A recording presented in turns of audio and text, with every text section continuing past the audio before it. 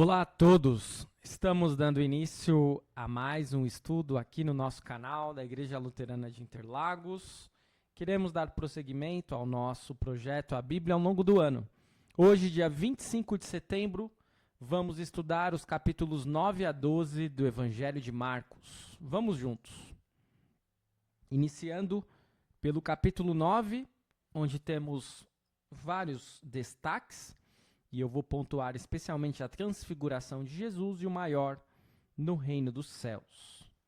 Vamos à leitura deste capítulo, são 50 versículos. Dizia-lhes ainda: em verdade lhes digo que dos que aqui se encontram existem alguns que não passarão pela morte até que vejam ter chegado com poder o reino de Deus. 6 dias depois, Jesus tomou consigo Pedro, Tiago e João e os levou em particular, a sós, a um alto monte. E Jesus foi transfigurado diante deles. As suas roupas se tornaram resplandecentes, de um branco muito intenso, como nenhum lavandeiro no mundo as poderia alvejar. E lhes apareceu Elias com Moisés e estavam falando com Jesus. Então Pedro, tomando a palavra, disse a Jesus: Mestre, bom é estarmos aqui. Façamos 3 tendas, uma para o Senhor, outra para Moisés e outra para Elias, pois não sabia o que dizer, por estarem eles apavorados. A seguir veio uma nuvem que os envolveu, e dela veio uma voz que dizia: Este é o meu filho amado, escutem o que ele diz. E de repente, olhando ao redor, não viram mais ninguém com ele, a não ser Jesus. Ao descerem do monte, Jesus lhes ordenou que não divulgassem as coisas que tinham visto até o dia em que o Filho do Homem ressuscitasse dentre os mortos. Eles guardaram a recomendação, perguntando uns aos outros o que seria esse ressuscitar dentre os mortos. Então perguntaram a Jesus: Por que os escribas dizem ser necessário que Elias venha primeiro? Jesus respondeu: Elias, vindo primeiro, restaurará todas as coisas. Como então está escrito sobre o Filho do Homem que sofrerá muito e será desprezado? Eu, porém, lhes digo que Elias já veio, e fizeram com ele tudo o que quiseram, como está escrito a respeito dele. Quando eles se aproximaram dos outros discípulos, viram numerosa multidão ao redor deles, e os escribas discutindo com eles. E logo toda a multidão, ao ver Jesus, ficou surpresa e, correndo até ele, o saudava. Então Jesus perguntou: O que é que vocês estão discutindo com eles? E um do meio da multidão respondeu: Mestre, eu trouxe até o Senhor o meu filho, que está possuído de um espírito mudo. E este, sempre que se apossa dele, lança-o por terra, e ele espuma, arranja os dentes e vai definhando. Pedi aos seus discípulos que o expulsassem, mas eles não puderam. Então Jesus exclamou: Ó geração incrédula! Até quando estarei com vocês? Até quando terei de suportá-los? Tragam o menino até aqui. E eles o trouxeram. Quando ele viu Jesus, o espírito imediatamente agitou o menino com violência, e caindo ele por terra, revolvia-se espumando. Jesus perguntou ao pai do menino: Há quanto tempo isso está acontecendo com ele? O pai respondeu: Desde a infância. E muitas vezes o tem lançado no fogo e na água para o matar. Mas, se o Senhor pode fazer alguma coisa, tenha compaixão de nós e ajude-nos. Ao que Jesus respondeu: Se o Senhor pode, tudo é possível ao que crê. E imediatamente o pai do menino exclamou: Eu creio, ajude-me na minha falta de fé. Vendo Jesus que muita gente estava se reunindo, repreendeu o espírito imundo, dizendo-lhe: Espírito mudo e surdo, eu ordeno a você, saia deste menino e nunca mais entre nele. E ele, gritando e agitando muito, saiu, deixando-o como se estivesse morto, a ponto de muitos dizerem: morreu. Mas Jesus, tomando-o pela mão, o ergueu e ele se levantou. Quando Jesus entrou em casa, os seus discípulos lhe perguntaram em particular: Por que nós não pudemos expulsá-lo? Jesus respondeu: Esse tipo de espírito só pode ser expulso por meio de oração. E tendo saído dali, passavam pela Galiléia, e Jesus não queria que ninguém o soubesse, porque ensinava os seus discípulos e lhes dizia: O Filho do Homem será entregue nas mãos dos homens, e estes o matarão, mas 3 dias depois da sua morte ressuscitará. Eles, porém, não compreendiam isto e tinham medo de perguntar. Chegaram então a Cafarnaum, estando em casa. Jesus perguntou aos discípulos sobre o que vocês estavam discutindo no caminho, mas eles se calaram, porque no caminho tinham discutido entre si sobre quem era o maior. Jesus, assentando-se, chamou os 12 e lhes disse: Se alguém quer ser o primeiro, será o último e servo de todos. Trazendo uma criança, colocou-a no meio deles e, tomando-a nos braços, disse-lhes: Quem receber uma criança tal como esta, em meu nome, recebe a mim. E quem receber a mim, não é a mim que recebe, mas aquele que me enviou. João disse a Jesus: Mestre, vimos um homem que expulsava demônios em seu nome, mas nós o proibimos de fazer isso, porque não nos seguia. Mas Jesus respondeu: Não o proíbam, porque não há ninguém que faça milagre em meu nome e logo a seguir possa falar mal de mim. Pois quem não é contra nós é a favor de nós. Pois aquele que lhes der de beber um copo de água em meu nome, porque vocês são de Cristo, em verdade lhes digo que de modo nenhum perderá a sua recompensa. E se alguém fizer tropeçar um destes pequeninos que creem em mim, seria melhor para esse que uma grande pedra de moinho fosse pendurada ao seu pescoço e fosse jogado no mar. E se a sua mão leva você a tropeçar, corte-a, pois é melhor você entrar aleijado na vida do que, tendo as duas mãos, ir para o inferno e para o fogo que nunca se apaga, onde não lhes morre o verme, nem o fogo se apaga. E se o seu pé leva você a tropeçar, corte-o, pois é melhor você entrar na vida aleijado do que, tendo os 2 pés, ser lançado no inferno, onde não lhes morre o verme, nem o fogo se apaga. E se um dos seus olhos leva você a tropeçar, arranque-o, pois é melhor você entrar no reino de Deus com um só do que, tendo os 2, ser lançado no inferno, onde não lhes morre o verme, nem o fogo se apaga. Porque cada um será salgado com fogo. O sal é bom, mas se o sal vier a se tornar insípido, como lhe restaurar o sabor? Tenham sal em vocês mesmos e paz uns com os outros.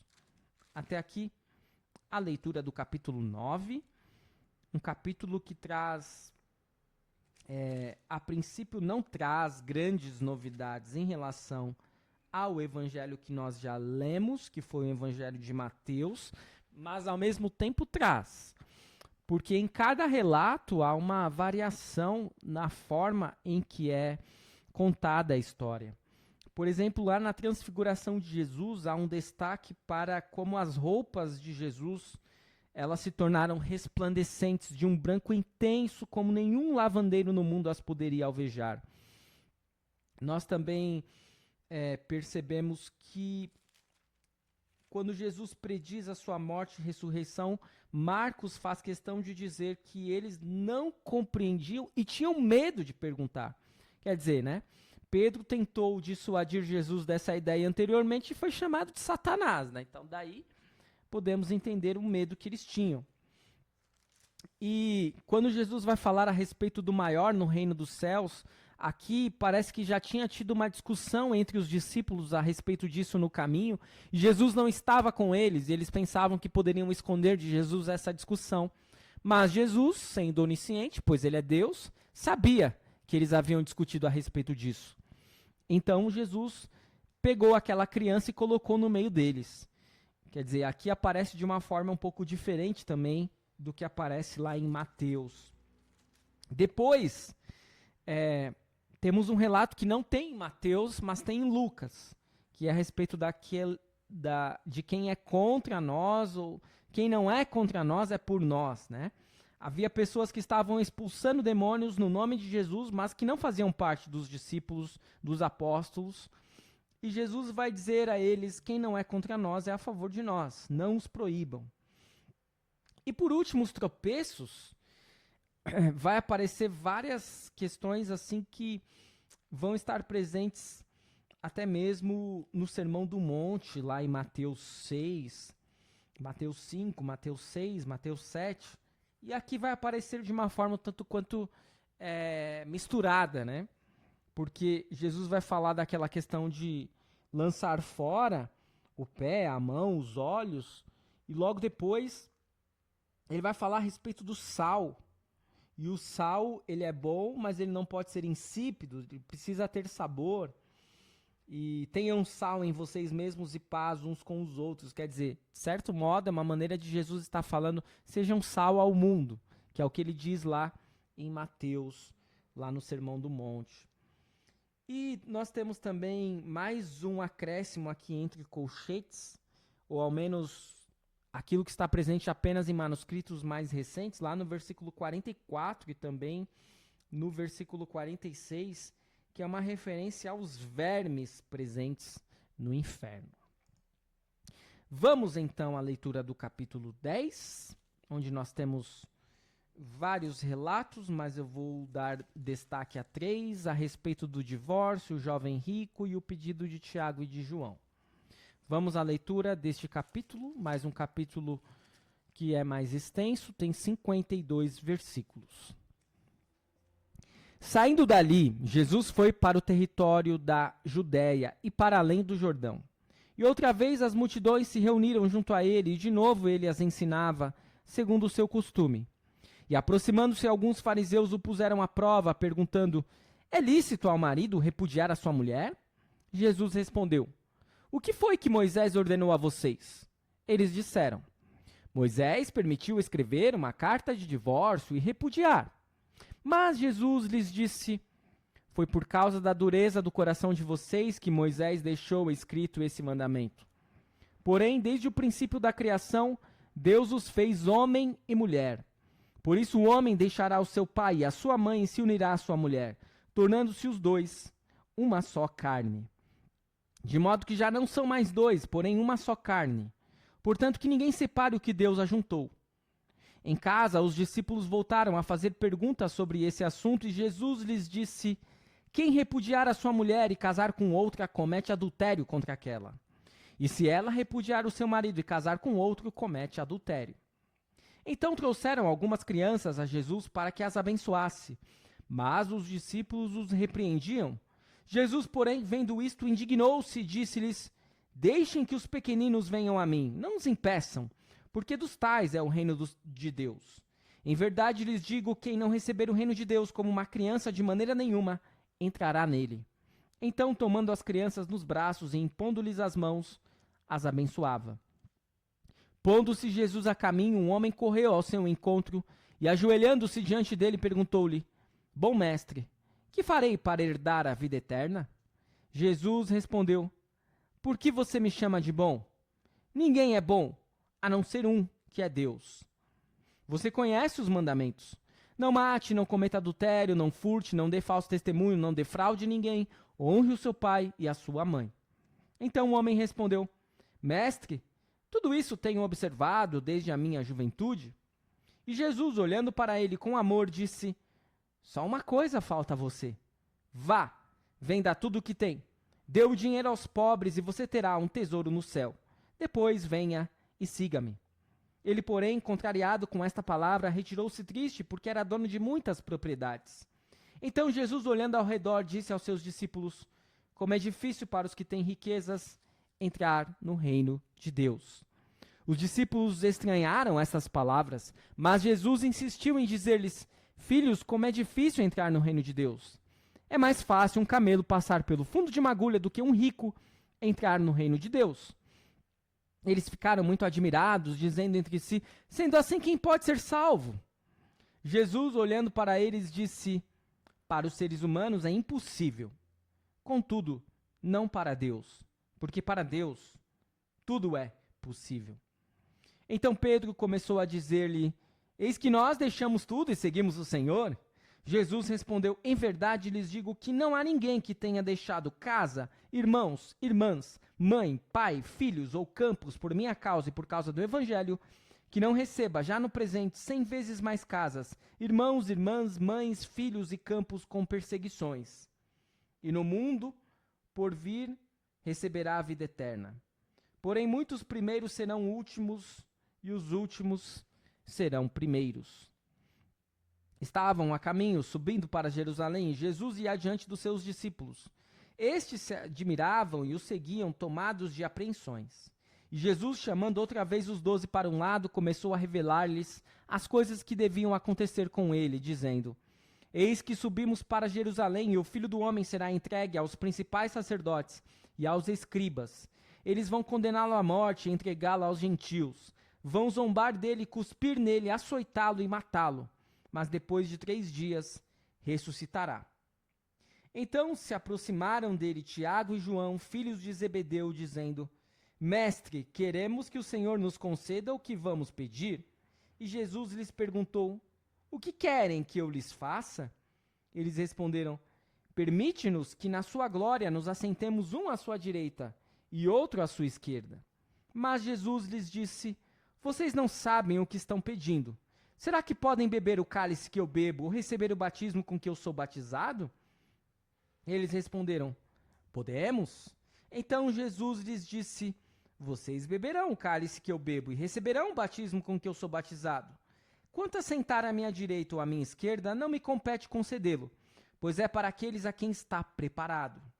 Quando os outros 10 discípulos ouviram isso, começaram a ficar indignados com Tiago e João.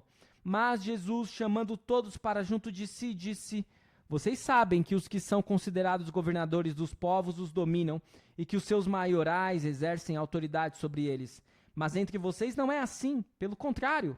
Quem quiser tornar-se grande entre vocês, que se coloque a serviço dos outros, e quem quiser ser o primeiro entre vocês, que seja servo de todos. Pois o próprio Filho do Homem não veio para ser servido, mas para servir e dar a sua vida em resgate por muitos. E foram para Jericó. Quando Jesus saía de Jericó, juntamente com os discípulos e numerosa multidão, Bartimeu, um cego mendigo, filho de Timeu, estava sentado à beira do caminho. E ouvindo que era Jesus, o Nazareno começou a gritar: Jesus, filho de Davi, tenha compaixão de mim. E muitos o repreendiam para que se calasse, mas ele gritava cada vez mais: Filho de Davi, tenha compaixão de mim.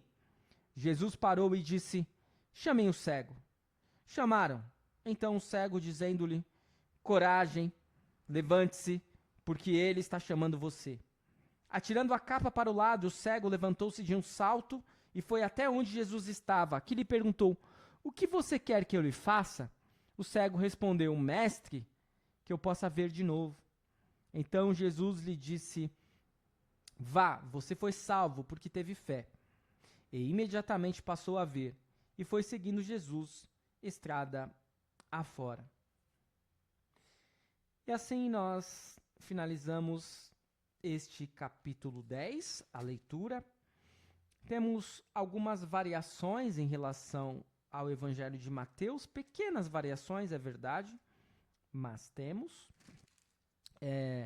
A respeito do divórcio, basicamente é a mesma coisa, é o mesmo relato, e Jesus vai indicar que o divórcio não é da vontade de Deus, mas que a lei de Moisés permitiu por conta exatamente da dureza do coração das pessoas. A história do jovem rico também é uma história que é muito semelhante ao relato de Mateus, sem grandes variações. E o perigo das riquezas, mais uma vez, é ressaltado.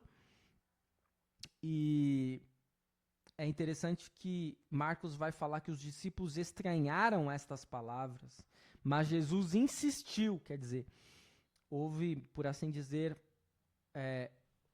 um ping-pong, Jesus dizendo contra as riquezas, os discípulos estranhando, depois Jesus retomando a questão, e então Pedro, sempre Pedro, né?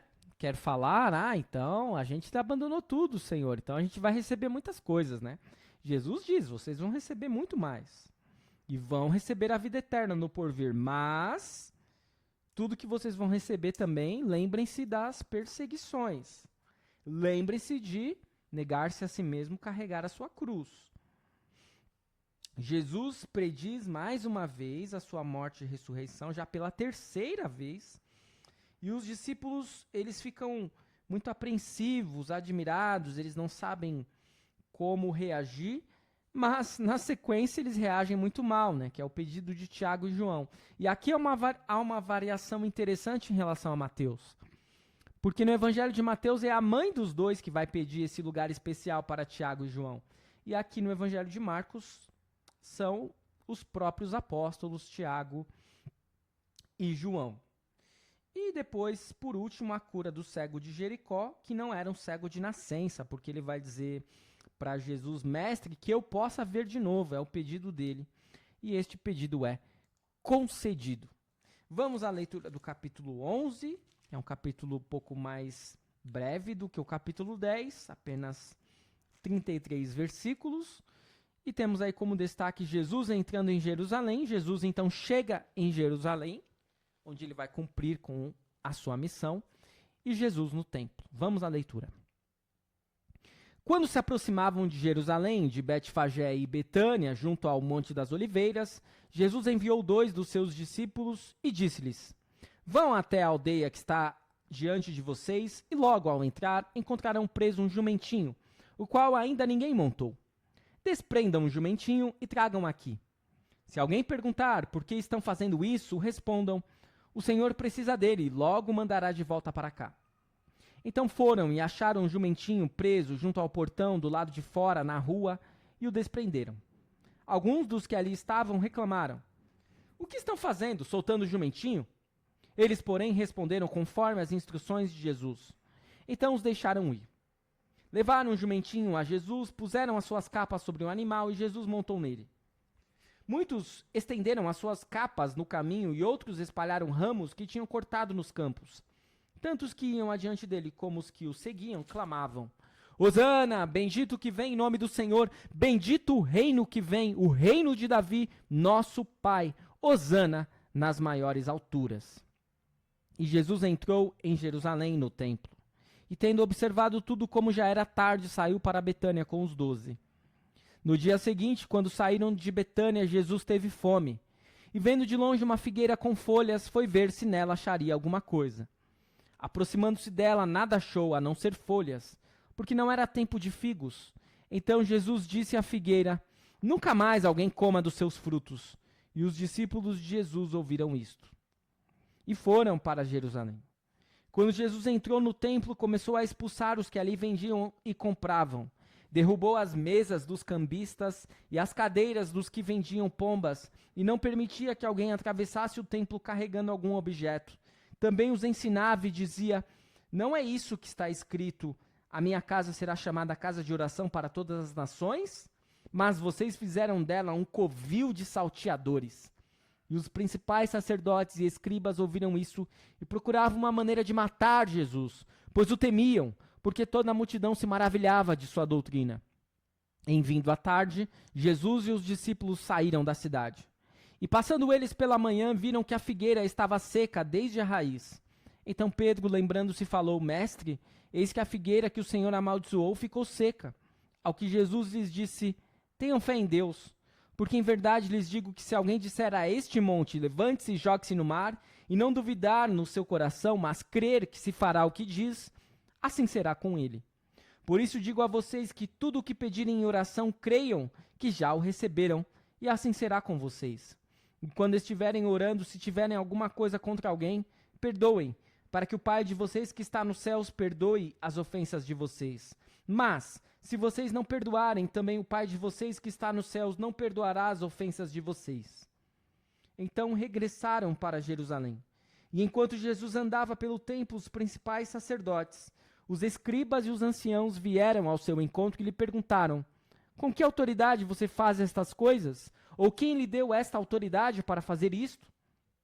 Jesus respondeu: eu vou fazer uma pergunta a vocês. Respondam, e eu lhes direi com que autoridade faço estas coisas. O batismo de João era do céu ou dos homens? Respondam. E eles discutiam entre si. Se dissermos do céu, ele dirá: então por que não acreditaram nele? Se, porém, dissermos dos homens, é de temer o povo. Porque todos pensavam que João era realmente um profeta. Então responderam a Jesus: não sabemos. E Jesus, por sua vez, lhes disse: então eu também não lhes digo com que autoridade faço estas coisas. Até aqui a leitura do capítulo 11 do Evangelho de Marcos, também sem grandes variações em relação ao Evangelho que nós já estudamos, ao Evangelho de Mateus. Uma pequena diferença aqui ou ali, Nós vimos lá a respeito da figueira sem fruto, que inicialmente, no relato aqui de Marcos, não diz que Jesus amaldiçoou a figueira. Ele só diz que Jesus disse à figueira: nunca mais alguém coma dos seus frutos. Mas depois, no próprio relato de Marcos, vai ter essa questão. Pedro, lembrando-se, falou: mestre, eis que a figueira que o Senhor amaldiçoou ficou seca. E aí Jesus já remetendo a questão à fé. Jesus, mais uma vez, vai expulsar os vendilhões do templo, e este relato vai estar nos 4 evangelhos, o que não é algo comum. E Jesus vai também apontar a respeito da sua autoridade. Ele não vai responder aos escribas e aos anciãos, porque eles não responderam à sua pergunta. Vamos então ao capítulo 12, o último capítulo de hoje, onde temos como destaques vários relatos, mas vamos destacar a parábola dos lavradores maus, a questão do imposto, a oferta da viúva pobre. Vamos à leitura. Depois Jesus começou a falar-lhes por parábola. Um homem plantou uma vinha, pôs uma cerca em volta dela, construiu um lagar, edificou uma torre e arrendou a vinha a uns lavradores. Depois ausentou-se do país. No tempo da colheita, mandou um servo para que recebesse dos lavradores a sua parte dos frutos da vinha. Mas os lavradores o agarraram, o espancaram e o despacharam de mãos vazias. De novo enviou-lhes outro servo, e eles bateram na cabeça dele e o insultaram. Mandou ainda outro servo, e a este mataram. Muitos outros lhes enviou, dos quais espancaram uns e mataram outros. Restava-lhes ainda um, o seu filho amado. Por fim, mandou o filho, pensando: o meu filho eles respeitarão. Mas os tais lavradores disseram entre si: este é o herdeiro. Venham, vamos matá-lo, e a herança será nossa. E agarrando o filho, mataram-no e o lançaram fora da vinha. Que fará, pois, o dono da vinha? Virá, exterminará aqueles lavradores e entregará a vinha a outros. Vocês ainda não leram este trecho da Escritura? A pedra que os construtores rejeitaram, essa veio a ser a pedra angular? Isto procede do Senhor e é maravilhoso aos nossos olhos? E procuravam prender Jesus, porque entenderam que ele havia contado esta parábola contra eles. Mas temiam o povo. Então eles o deixaram e foram embora. E enviaram a Jesus alguns dos fariseus e dos herodianos, para que o apanhassem alguma palavra. Chegando, disseram-lhe: mestre, sabemos que o Senhor é verdadeiro e não se importa com a opinião dos outros, porque não olha a aparência das pessoas, mas, segundo a verdade, ensina o caminho de Deus. É lícito pagar imposto a César ou não? Devemos ou não devemos pagar? Mas Jesus, percebendo a hipocrisia deles, respondeu: por que vocês estão me pondo à prova? Tragam-me um denário para que eu o veja. Eles trouxeram. E Jesus lhes perguntou: de quem é esta figura e esta inscrição? Eles responderam: de César. Então Jesus disse: deem a César o que é de César e a Deus o que é de Deus. E muitos se admiraram dele. Então alguns saduceus que dizem não haver ressurreição aproximaram-se de Jesus e lhe perguntaram: mestre, Moisés nos deixou escrito que se um homem morrer e deixar mulher sem filhos, o irmão desse homem deve casar com a viúva e gerar descendentes para o falecido. Havia 7 irmãos. O primeiro casou e morreu sem deixar filhos. O segundo casou com a viúva e morreu, também sem deixar descendência. E o terceiro da mesma forma. E assim os 7 não deixaram descendência. Por fim, depois de todos, morreu também a mulher. Na ressurreição, quando eles ressuscitarem, de qual deles ela será esposa? Porque os 7 casaram com ela. Jesus respondeu: será que o erro de vocês não está no fato de não conhecerem as Escrituras nem o poder de Deus? Pois quando ressuscitarem dentre os mortos, nem casarão, nem se darão em casamento, mas serão como os anjos nos céus. Quanto aos mortos, que eles de fato ressuscitam, vocês nunca leram no livro de Moisés, no trecho referente à sarça, como Deus lhe falou: eu sou o Deus de Abraão, o Deus de Isaque, o Deus de Jacó? Ele não é Deus de mortos, e sim de vivos. Vocês estão completamente enganados. Chegando um dos escribas, que ouviu a discussão entre eles, e viu que Jesus tinha dado uma boa resposta, perguntou-lhe: qual é o principal de todos os mandamentos? Jesus respondeu: O principal é: escute, ó Israel, o Senhor nosso Deus é o único Senhor. Ame o Senhor seu Deus de todo o seu coração, de toda a sua alma, de todo o seu entendimento e com toda a sua força. O segundo é: ame o seu próximo como você ama a si mesmo. Não há outro mandamento maior do que estes. Então o escriba disse: muito bem, mestre. E com verdade o Senhor disse que ele é o único e não há outro além dele. E que amar a Deus de todo o coração e de todo o entendimento e com todas as forças, e amar o próximo como a si mesmo é mais do que todos os holocaustos e sacrifícios. Vendo Jesus que o escriba havia respondido sabiamente, declarou-lhe: você não está longe do reino de Deus. E ninguém mais ousava fazer perguntas a Jesus. Jesus, ensinando no templo, perguntou: como dizem os escribas que o Cristo é filho de Davi? O próprio Davi falou pelo Espírito Santo: disse o Senhor ao meu Senhor, sente-se à minha direita, até que eu ponha os seus inimigos debaixo dos seus pés. O próprio Davi chama o Cristo de Senhor. Então, como ele pode ser filho de Davi? E a grande multidão o ouvia com prazer.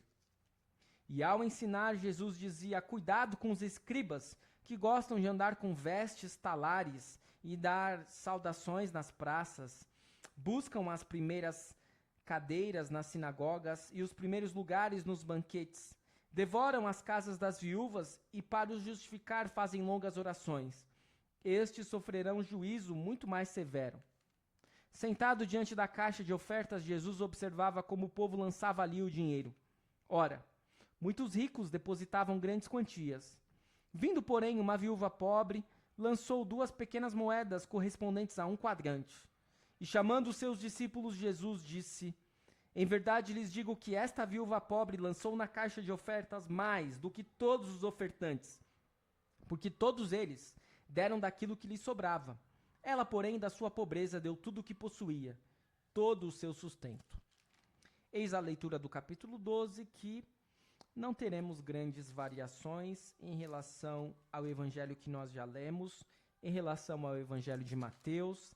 Ele fala da parábola dos lavradores maus, e nós sabemos que ele está pregando contra aquilo que ocorrerá, porque os fariseus, os religiosos, os escribas, os mestres da lei, os saduceus, vão fazer com Jesus o que ele diz que os lavradores maus fazem com o filho do dono da plantação.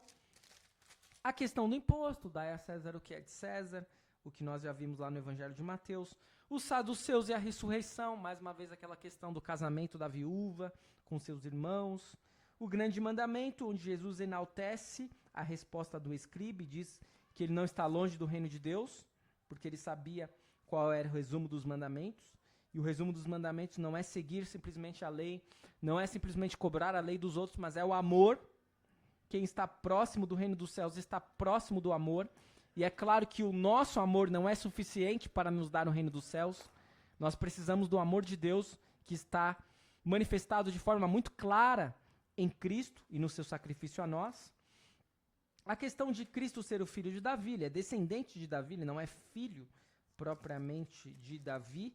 E Davi vai exaltá-lo porque Jesus é Deus, certo? Jesus censura os escribas em relação às viúvas e depois vem exatamente o relato da oferta da viúva pobre, porque aqueles que ofertavam muito ofertavam do que sobrava, enquanto que a viúva pobre ofertou tudo o que possuía. Ela confiou em Deus e por isso ela deu tudo o que tinha. Retomando os ensinamentos, podemos perceber que no capítulo 9 nós podemos destacar a transfiguração de Jesus, podemos destacar que Jesus está ensinando os seus discípulos, ele prediz a sua morte e ressurreição mais uma vez, ele fala dos tropeços. O capítulo 10 tem como destaque o casamento, as crianças e um jovem rico que também vai colocar diante de nós a questão das riquezas. É claro que não é que apenas pobres irão para o reino dos céus, isso já foi explicado lá no relato de Mateus, que na verdade quem vai para o reino dos céus é quem confia em Deus, e os ricos muitas vezes são soberbos, são arrogantes, são autossuficientes, e assim têm dificuldades em crer em Deus, por isso a dificuldade de irem para o reino dos céus. Por último, lá no capítulo 11, Jesus entra em Jerusalém, E Jesus entra montado em um jumentinho, denotando que o seu reino, o seu ministério é de humildade, mas não sem justiça, por isso Jesus expulsa os vendilhões do templo. E por último, no capítulo 12, temos o ensinamento por parábolas e, mais uma vez, a questão dos saduceus e do grande mandamento, que nós já vimos. Certo? Vamos então finalizando por aqui e amanhã retomaremos com os últimos 4 capítulos do Evangelho de Marcos. Fique na paz do Senhor até o nosso próximo vídeo.